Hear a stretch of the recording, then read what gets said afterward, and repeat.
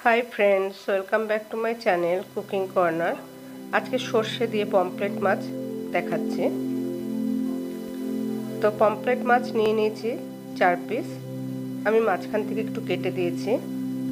নুন দিয়ে দেব পরিমাণ মতন, হলুদ দেব আর শুকনো লঙ্কা গুঁড়ো দেব, দিয়ে ভালো করে এটাকে মেখে নিতে হবে। মাছটাকে খুব ভালো করে নুন হলুদ মাখিয়ে নিতে হবে এবং মাখানো হয়ে গেলে এটা 10 মিনিট রেস্টে রেখে দিতে হবে। তো আমার মাখানো হয়ে গেছে, আমি 10 মিনিটের জন্য এটা রেস্টে রেখে দিচ্ছি। এর জন্য যা যা ইনগ্রেডিয়েন্টস লাগবে, কাঁচা লঙ্কা, টমেটো, আদা, পেঁয়াজ আর রসুন, আর লাগবে সর্ষে। আমি এগুলোকে সব মিক্সিতে মিক্সড করে নেব। কড়াইতে তেল দিয়ে দিয়েছি, গরম হয়ে গেছে তেলটা। এরপর আমি মাছগুলো আস্তে আস্তে করে ভেজে নেব। আমি খুব ডিপ ফ্রাই করব না।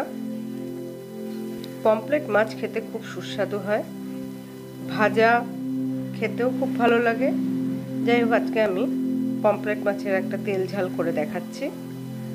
মাছগুলো ভাজা হয়ে গেলে আমি আস্তে আস্তে তুলে রেখে দেবো একটা পাত্রে।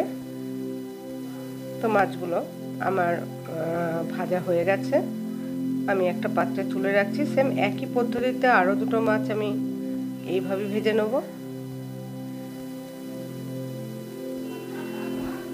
পমফ্রেট মাছের কারিও খুব ভালো লাগে।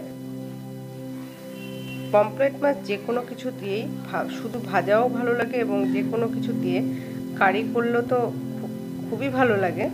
তো সর্ষে দিয়েও খুব ভালো লাগে, খেয়ে দেখবেন আপনারা। আমার ভাজা হয়ে গেছে, আমি কড়াইতে একটু কালো জিরে ফোড়ন দিয়েছি আর দিলাম শুকনো লঙ্কা।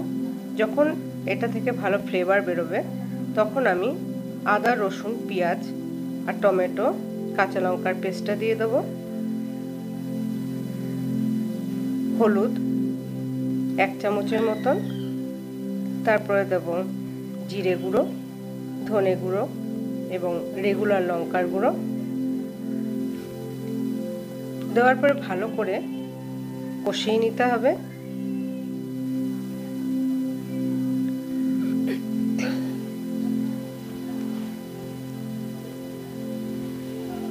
ভালো করে কষানোর পরে আমি দিয়ে দেবো একটু নুন দিয়ে দেবো পরিমাণ মতন। যেহেতু সামুদ্রিক মাছ, খুব বেশি নুন দিলে পরে মাছের মধ্যে নুনটা বেশি হয়ে যাবে, বুঝে দিতে হবে। আর দিলাম কাশ্মীরি গুঁড়ো লঙ্কা। দেওয়ার পরে ভালো করে কষিয়ে নিতে হবে। তো যখনই মোটামুটি উপর থেকে তেল ভেসে উঠবে তখনই মনে করবে যে কষানো রেডি হয়ে গেছে। তো এরপরে দেব আমি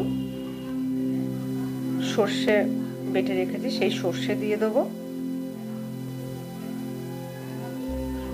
সর্ষে দেওয়ার পরে ভালো করে কষিয়ে নিতে হবে মশলাটাকে।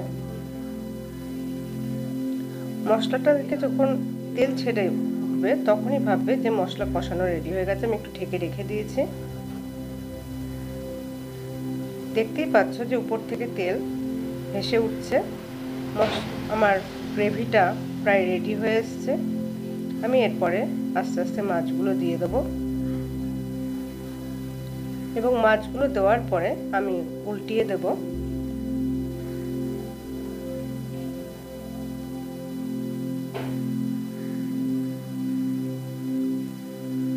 তো আমি 4টে মাছই উল্টিয়ে দিয়েছি এবং আমি অল্প জল দেব।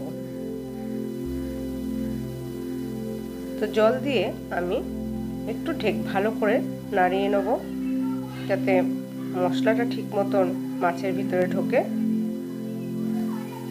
আমি ভালো করে মিশিয়ে নিচ্ছি। তো আমি খুব বেশি গ্রেভি রাখবো, ঝোল রাখবো না। আমি একটু ঢাকা দিয়ে রাখলাম প্রায় 10 মিনিটের মতন। আমি আবার 10 মিনিট পরে ফিরে আসলাম। কাঁচা লঙ্কা দিয়ে দিলাম। কাঁচা লঙ্কা দিয়ে আমি আবার ভালো করে নাড়িয়ে নিচ্ছি।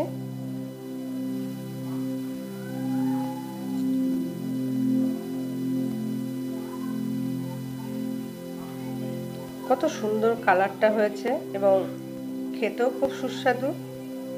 পমফ্রেট মাছ গরম ভাত দিয়ে খুব ভালো লাগে, বাসমতি চাল দিয়েও আরও ভালো লাগে।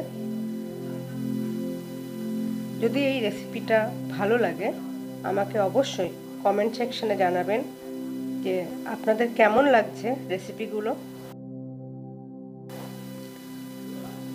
যদি ভালো লাগে তাহলে অবশ্যই একটা লাইক দিয়ে দেবেন, পাশে থাকা বেল আইকনটাকে অন করে দেবেন যাতে নতুন নতুন যত রেসিপি আছে সবার আগে আপনি দেখতে পান। তা আমি আবার একটু ঢেকে রেখে দিয়েছি।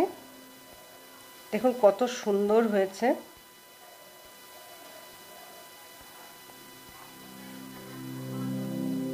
আমার পমফ্রেট মাছ রেডি হয়ে গেছে। যদি ভালো লাগে লাইক, কমেন্ট, শেয়ার, সাবস্ক্রাইব অবশ্যই করবেন এবং কমেন্ট সেকশনে লিখতে যেতে ভুলবেন না। ধন্যবাদ।